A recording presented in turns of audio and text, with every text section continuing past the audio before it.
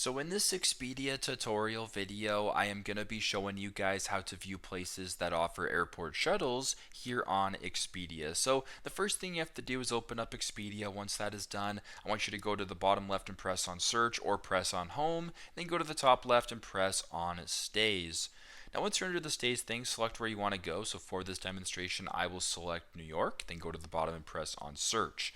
Now if you're looking for places that offer airport shuttles, go to the filters tab. So go to where it says popular right here. Beside that, press on filters, then scroll down until it comes across amenities right here. Then about a couple options down, there's a little icon of a bus that says airport shuttle included. Simply go ahead and press on that, then go down to where it says done right here and press on done.